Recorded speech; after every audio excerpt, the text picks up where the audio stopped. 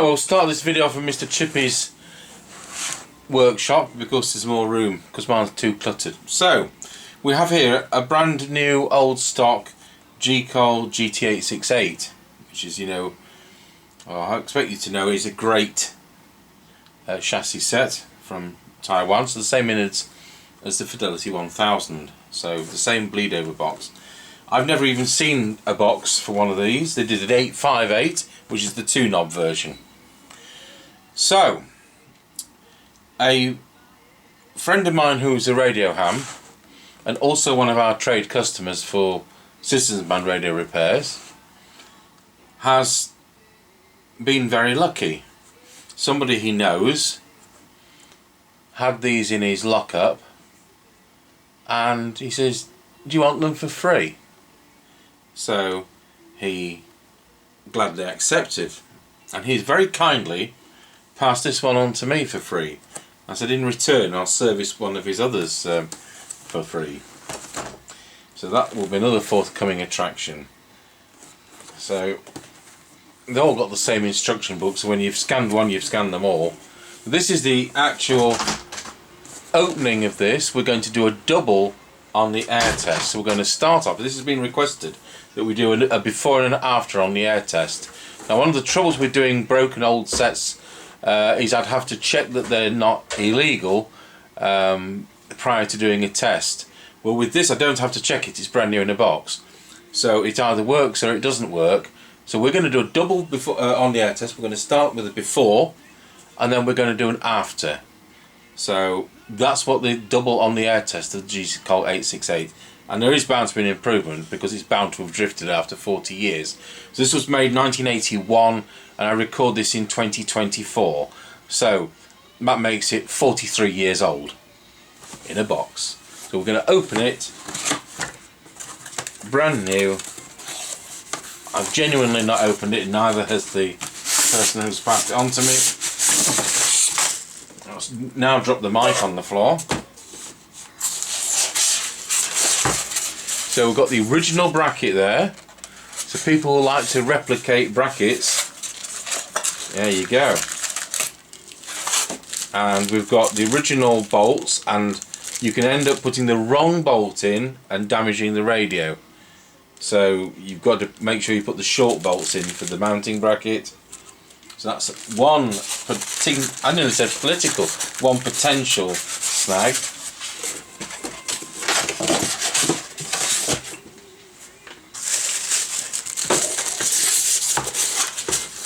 I will be able to scan the instruction book, and we've got the mic saying do not open, do not connect if you've got no aerial or you'll destroy the radio. So these say 4 watts on them, but they are 3.5 watt radios. We have seen the odd 4 watts come out. So there you go. Never press the mic before the antenna is connected and fully extended, the unit will be damaged. And that of course is just as true today. Except you're more likely to be able to fix this.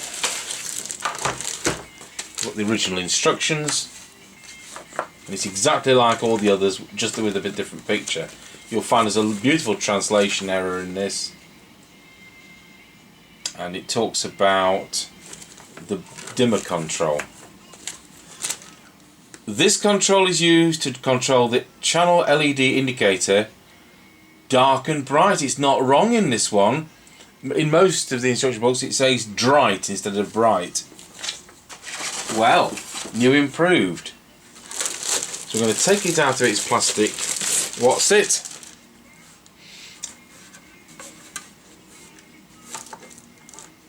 Absolutely perfect.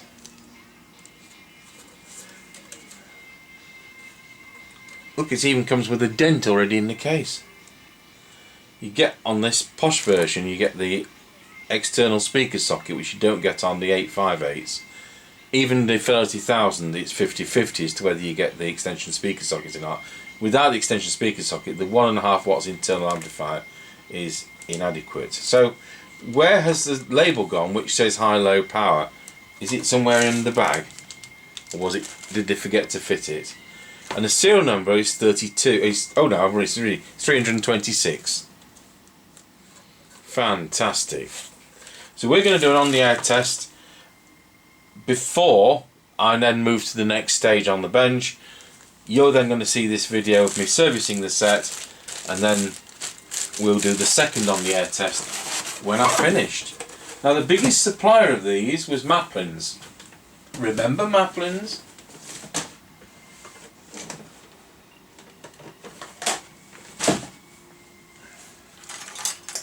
So I've printed out, I don't have a 1981 Maplin catalogue to hand.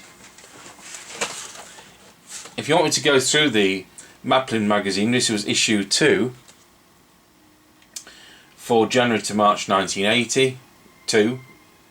Did I say that right? January to March 1982. And the advertisement splash on the front. Ready-made CB equipment, including this 40-channel FM rig. Full details inside. They were doing it for $49.95, and I can assure you that $49.95 was indeed the recommended price on the GT868, regardless of what make it was. There was a Barracuda GT868, there was the Johnson GT868, and it goes on. And it happens to open up at,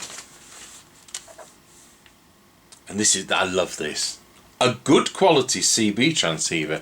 Well, by today's standards it probably is good quality, but back then it was pretty dire. Similar to set selling at $79.95. Well, if anybody can tell me a GT868 that retailed for $79.95, I've done this since day one.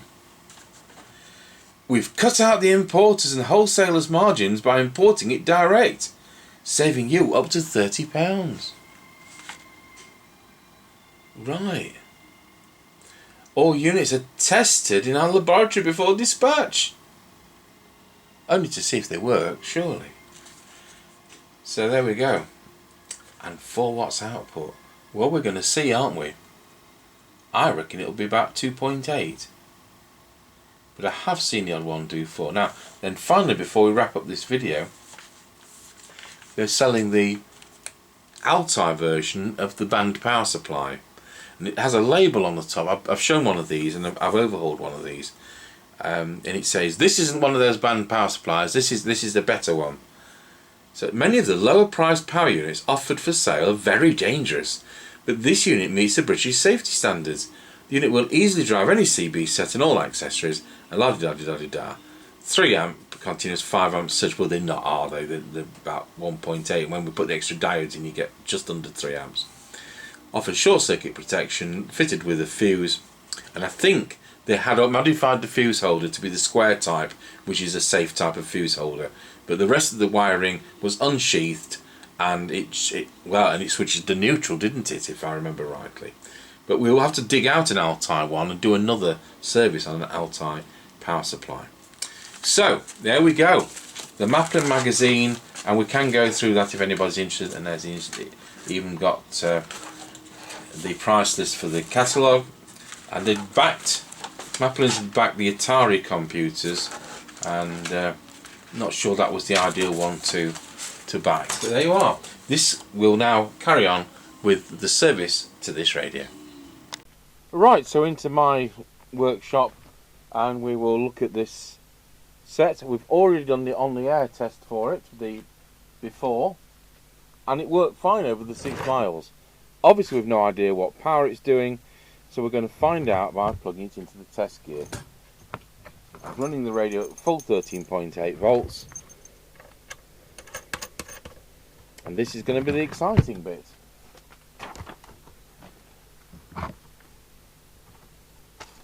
So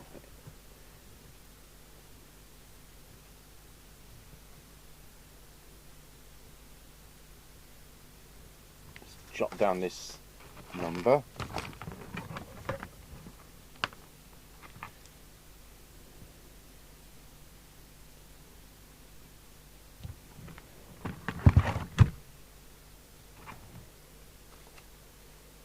I'll tell you what I couldn't believe. We took it out of that sealed packet, connected it up, and it was on channel 31.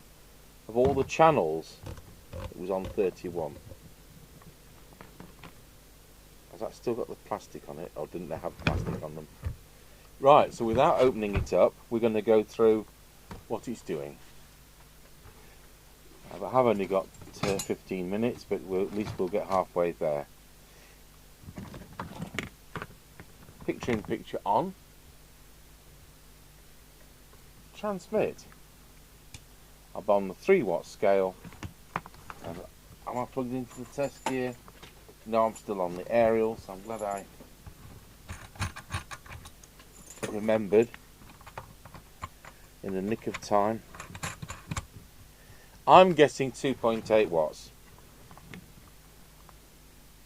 Well, it's 2.5 watts.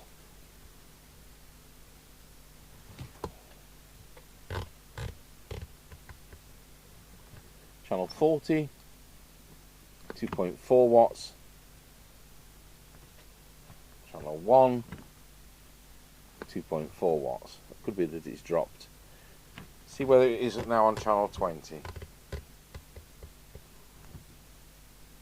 2.4 watts. Low power is 180 milliwatts. And the current consumption is 645 milliamps. So on the area it was drawing less than 700 milliamps, so I knew it was going to be doing less than 3 watts. Deviation, we'll get a proper reading off the other test set just in case this one's playing up today, but just for now, voila, it's actually 2.4, which is, I actually can believe that. These weren't quiet out of the box. We won't be doing the VCO. Frequency, I'll just take this with a pinch of salt because I only had this test set on 5 minutes, so it's going to show us low. I'll just switch to the appropriate camera. 2779082.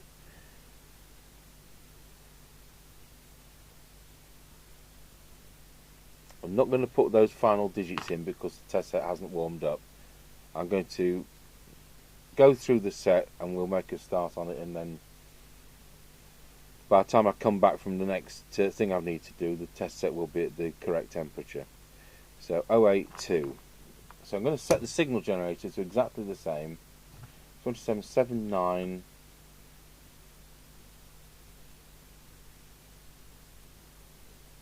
082, so that the readings we get are absolutely true.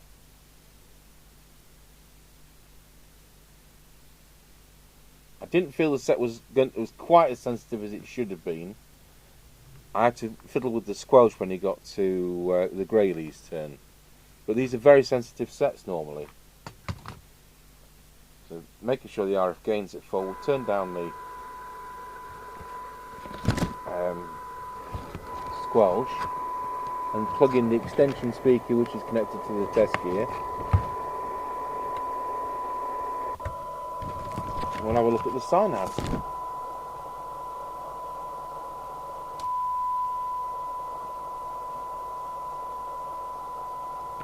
And it is, well, 0.38.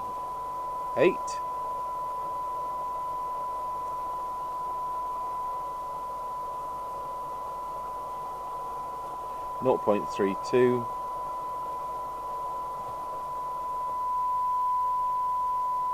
The detector doesn't sound right. And 0.7, which is, I mean, these are excellent figures you wouldn't get on new sets as often as not. It is a new set, Mr. Tango. Full squelch. See where that is.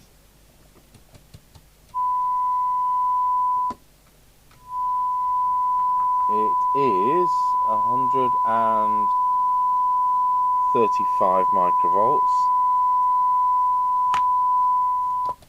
And this squelch sensitivity, just go over to the right thing.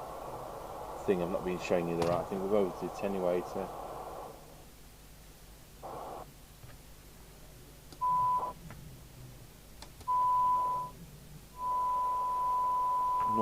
0.75. You've got to love the AM squelch on these sets. Right, on receive, I've put S9 on the thing, and it's being very generous.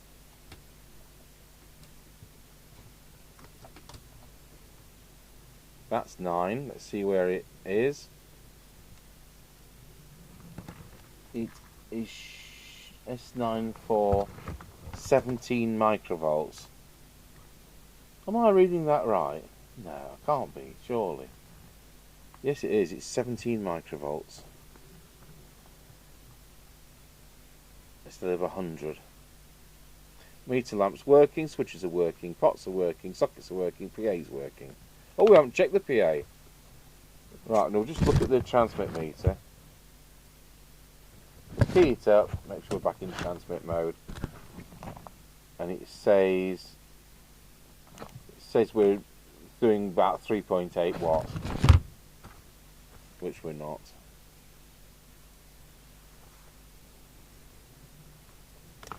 PA.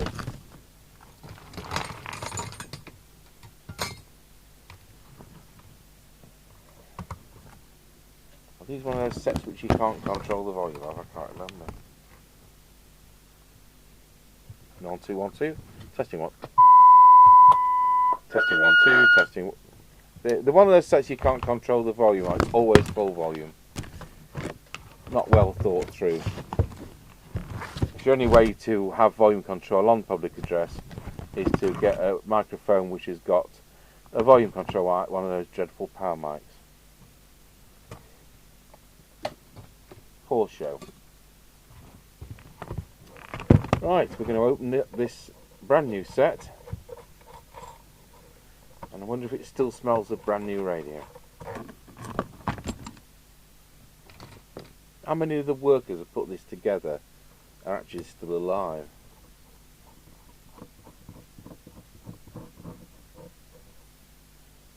I've got a picture of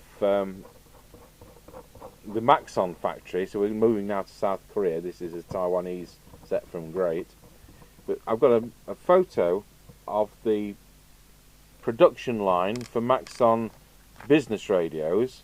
It's going to be a similar kind of thing, and you would not believe how many people are sat there putting parts in by hand. You know, I'm talking hundreds and hundreds, and I would think that they were just putting in 3 parts and moving it along, because you wouldn't easily put that many in on your own, would you? It doesn't smell of new radio. There we are. Speaker says Great on it. Soldering iron's not switched on. We're certainly not going to have to change any capacitors in it. I have to go in the can if it doesn't come onto frequency. We'll make a start on everything else before worrying about that. Got any sharp bits in the where the speaker is, where the socket is, that can be lossy. Probably not so much at 27 megs, but most of my business radio and amateur radio activities are UHF.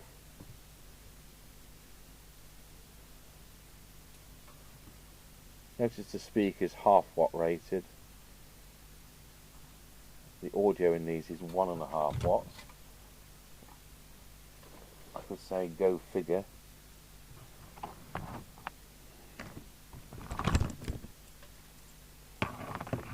But you see, you've got the capacitors here, the decoupling capacitors around the microphone sockets, unlike those Murphy DS602s, York 867s, which get feedback into the mic circuit. Or they can do, they don't all do. They do on this bench, but you put it in a car and they're actually probably going to be fine.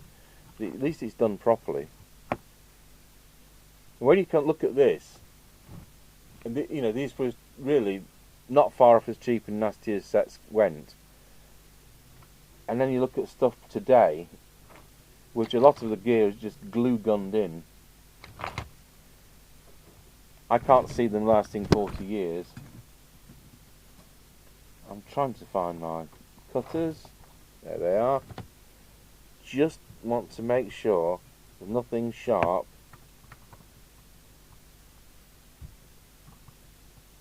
No, there's nothing sharp.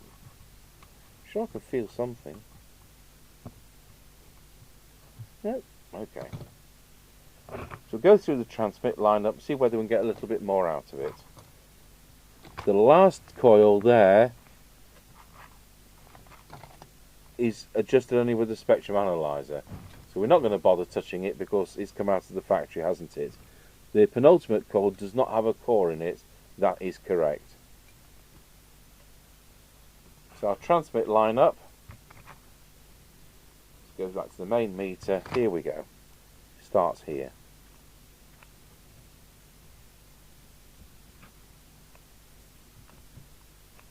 Hello, I'm getting no transmit. Why is that? Am I still in PA? Yep.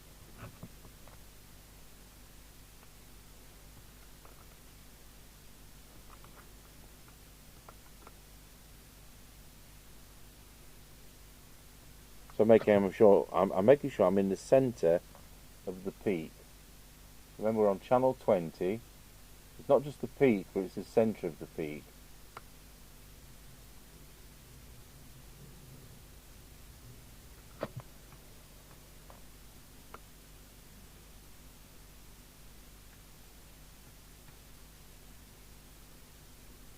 When you look at the Fidelity Service Manual, it says anything above 1.7 watts is an acceptable power output.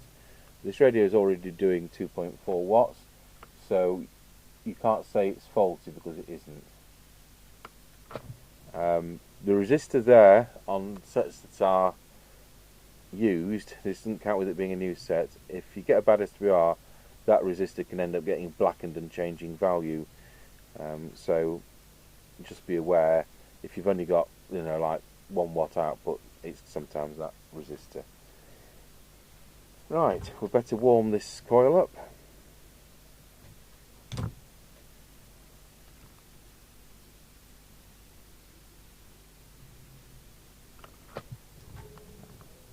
No real change.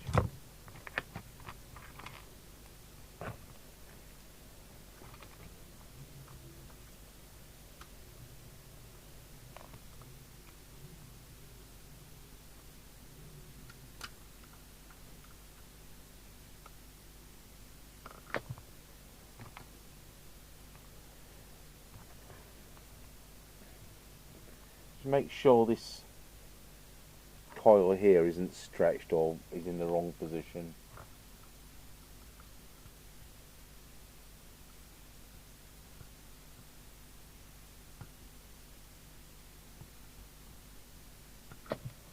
There's no other airspace coils.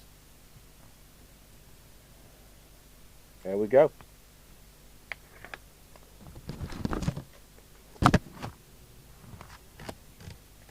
Right, see where it is.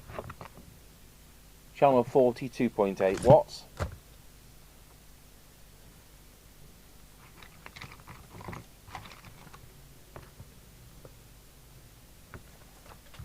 Channel 1, 2.8 watts. Channel 20, 2.8 watts. Current consumption, go back to channel 20, here we are on channel 20, 712 milliamps. Low power, non-adjustable on these radios, 210 milliwatts. There we go. So they're a 3.5 watt set, and this one's doing 2.8, so there we go. If we put this on a hobby meter, then it will probably be doing 4 watts. So I've already done it on the air test, it did the 6 miles. I know people are power mad, aren't they? Right, deviation. See where we are on frequency. 27,79086. I'm going to take that to break. I'll just set the power meter, and then we'll do the deviation. we always set the power meter that it's reading between the red zone, whether however many watts it's doing. That's what they want you to do, between the red zone. So it might look disingenuous. That's how it is. At least it's not a fake power meter like you get on all the current sets. I think the newest set which doesn't have a fake power meter is the Midland 78 Plus Multi. All the rest of them are pre-programmed. I've shown you all before. You even take the output transistor out of the set and it will still say it's transmitting with a bar graph, and it's not transmitting diddly squat. Right, we'll disconnect from this test set. We'll go over to the test set behind me, just in case my deviation meter on here is playing up, which it can do. To be honest, the figure looks right. They've got very nice transmitted audio, these, you always have.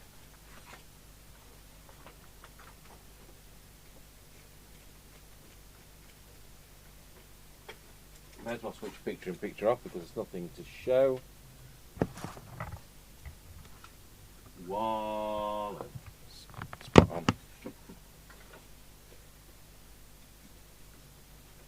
Right, I'll be back.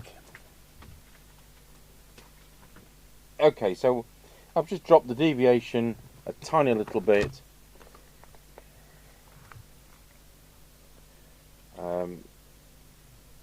It was actually 2.6. So it's now 2.2 to 2.5. Let's look at other frequencies. We're now half an hour later on. Do we have to take the lid off? Yeah, we do. 2779098.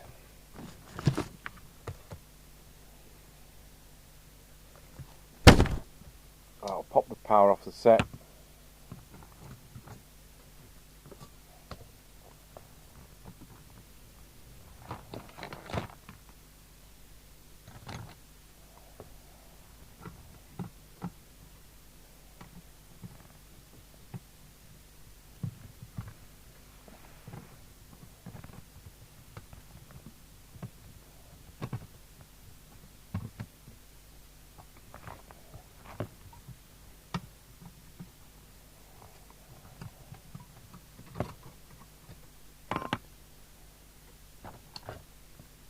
Right, let's get it on frequency. So it's the red trimmer here. Don't mess with any of this. It's so complex to set up. I've gone through it quite a few times before. You can always look at the back catalogue if you want to look at the VCO. We are actually doing 3 watts. Now the set's cooled down.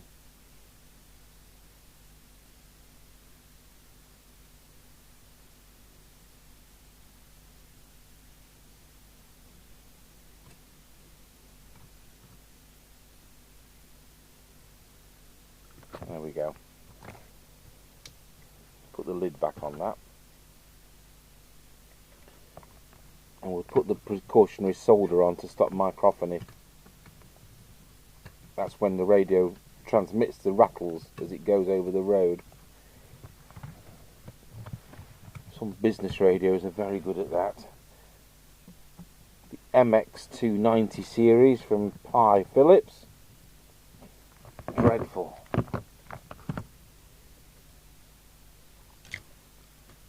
And the early version of the Tape 500. The idea is to bond the two together so they can't rattle.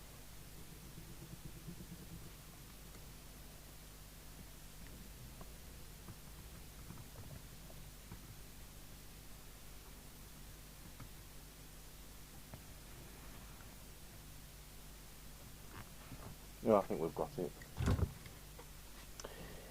Right, so the radio is doing 3 watts now. It's had a chance to cool down, so I'm going to review that to 3. See how it is on the other channels. Channel 40, 2.9, channel 1, 2.9.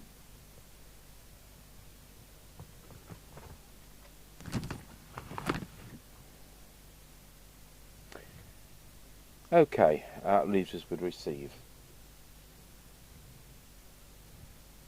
So we'll now put the signal generator on the correct frequency rather than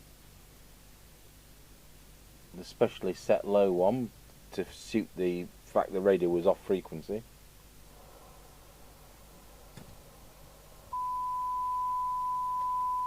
Okay, there we are, we're on frequency. So the first thing we need to do is make a start with the detector.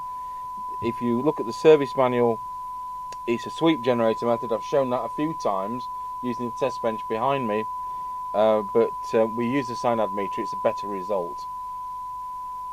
Bear in mind, not everybody had cyanide meters by a very long way back in 1981. And as a two-way radio business, when I was at Nottingham Radio, I don't think we had one until about 87.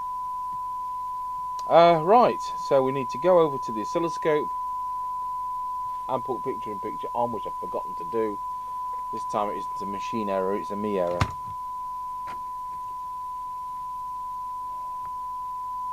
Just put the trace up a bit. So, detector, it's a very weird arrangement. Doesn't use a clever FM chip like most UKCBs. You know what? That was absolutely spot on.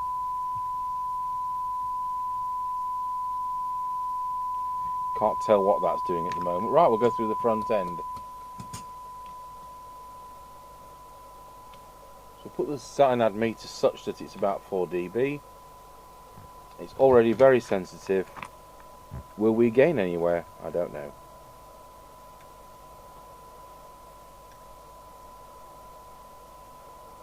We have actually just gained something there.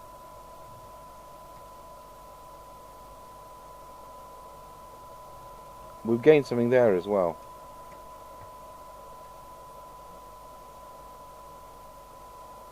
That was already spot on. Now move on to these.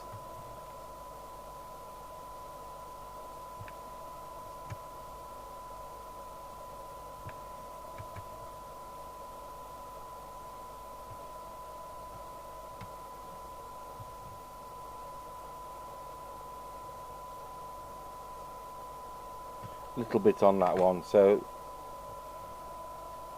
some of them, not a lot.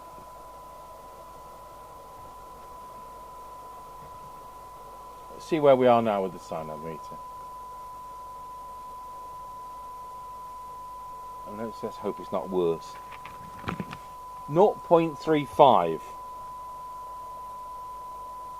I mean, this is splitting hairs. 0.3.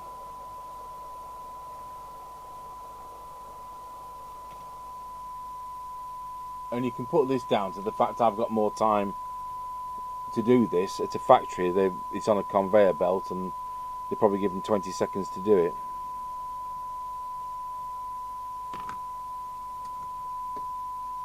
Okay, see where the squelch is now. So with the squelch at full,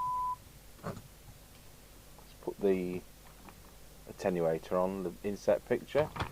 1, 3, 10, 30, 100, and it's coming in as 100.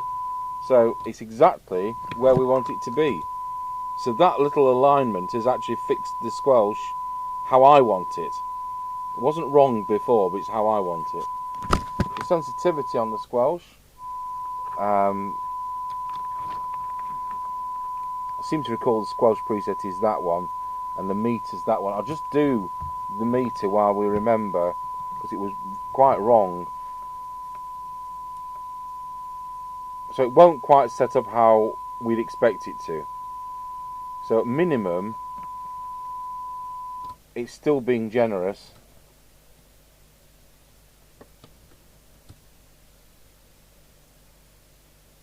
It's now. Oh, it's only 20. It's only 22. It's only 22 microvolts now. So that's not good.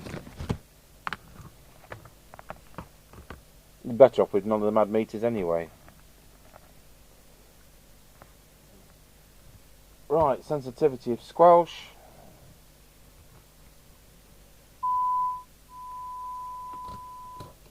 Signal generator to standby. Squelch to threshold. Signal generator back on. 0.35.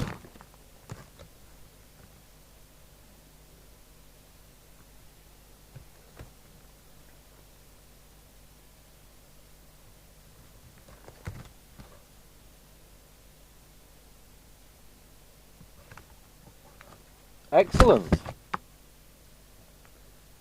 So, deviation, RF power meter, squelch and S meter. We're done.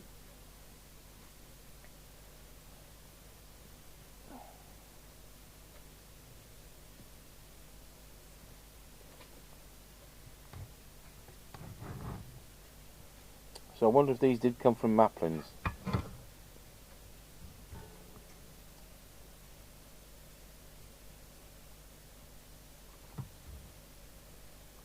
So we've already done the first half of the on the air test, and you know what, it's going to make so little difference, this.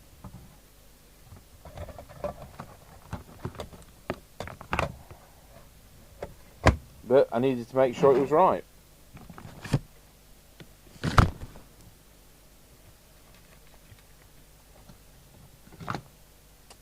So I'm so pleased to get this, and it was so good of Matey to pass this on to me. So I don't mind him sending his next one in for a free tune-up. And I'll tell you what, we will show that.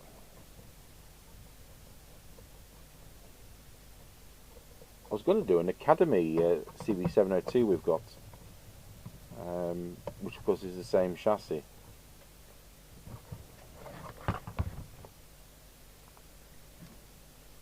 But this came.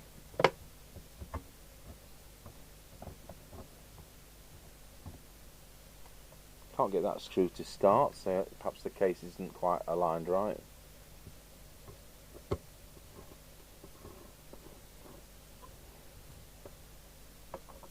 And once we've done the on the air test, and put it back in the box, and it can become a shelf queen.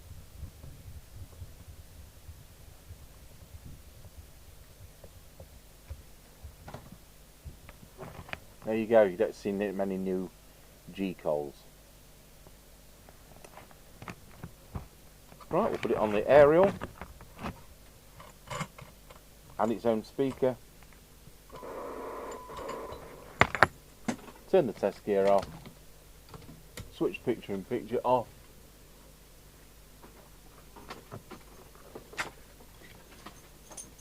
Let's see whether we can hear anybody out there.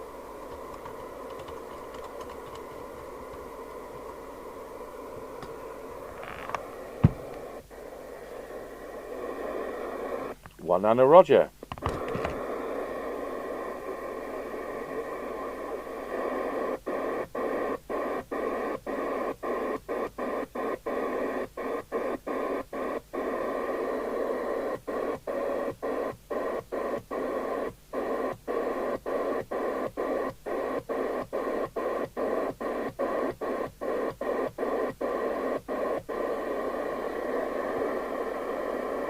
One and a Roger.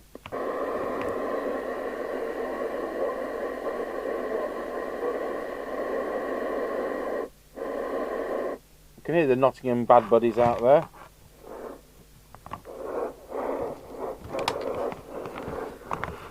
Hovering on the edge of the squash. Right, well there you go. You don't see many of those. There's the Maplin magazine issue 2 from March to May 1982, and I say those for $49.99, and that was the recommended price. If you want me to go through this magazine in a video, I'll also be happy to do that. Drop me a comment if you want to do that, and I'll try not to drop the magazine on the microphones. Thank you for watching the brand new Gecol GT868 from 1981.